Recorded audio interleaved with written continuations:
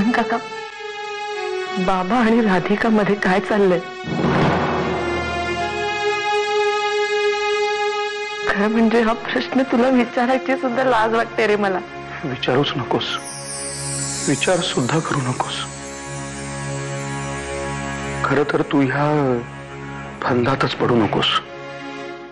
कारण आता जर त्याला ह्याबद्दल काही विचारायला गेलं ना, तर जानकी आधी तसं वागली म्हणून मी असा वागतोय असली काहीतरी फुटकळ उत्तर देईल तो.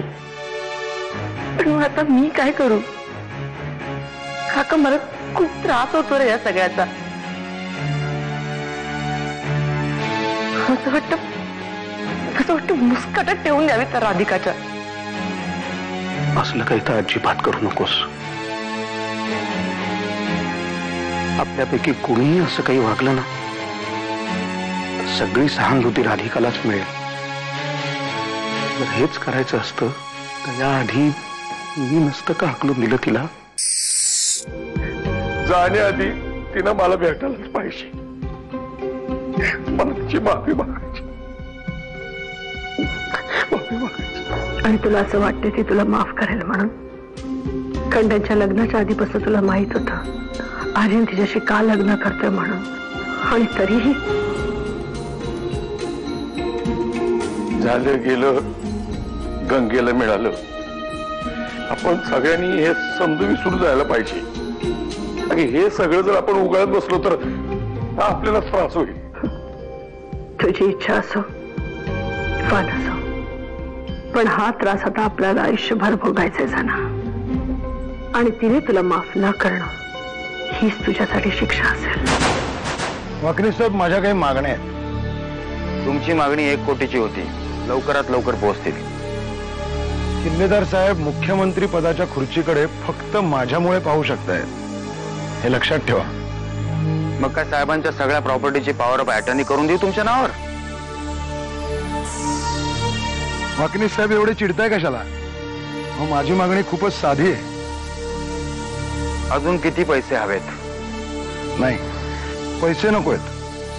फक्त तुमच्या साहेबांच्या मंत्रिमंडळात मंत्रीपद हवंय. काय बोलताय ते कळतंय ना पाटील साहेब? राहिलं मंत्रीपद नको, किमान विधान परिषदेवर तर घ्या. हा गेल्या कित्येक वर्षांचा अनुभव आहे मला पत्रकारितेचा. बोलताना माणसाने मागचा पुढचा विचार करून बोलावं. तुम्ही काय एवढे अस्वस्थ होत आहे वाकणी साहेब? तुम्ही फक्त माझी मागणी साहेबांपर्यंत पोहोचवा. जानकी, राधिका का आहे या घरात? तिचा आणि बाबांचा काय संबंध आहे? अमृता, तू जर तुझ्या डोळ्यांनी काही गोष्टी पाहिल्या असशील तर मी त्याच्यावर बोलणं बरोबर नाही. तूच बोलली पाहिजेस जानकी. मी तुझ्या बरोबर आहे. झिंजा पकडून तिला या घरातून बाहेर काढेन आणि मगच लंडनला जाईन. ते एक दिवस मला करावं लागणारच आहे. पण आता प्रश्न तू नाही अमृता. आपल्याला धोका राधिकापासून नाही तर ह्यांच्यापासून आहे. बाबांपासून काय धोका आहे तुला? मला नाही, तुला. बाकीचे काय आहे?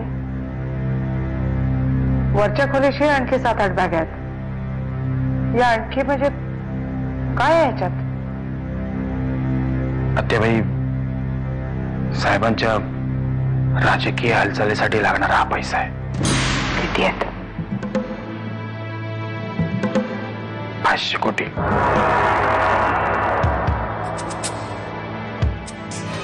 मी हात जोडते तुझ्या समोर, पण मला अजून अंधारात नको ठेव प्लीज. अमृता, यांना नाही वाटत आहे की तुझं बाळ याच्या गाठी यावं म्हणून.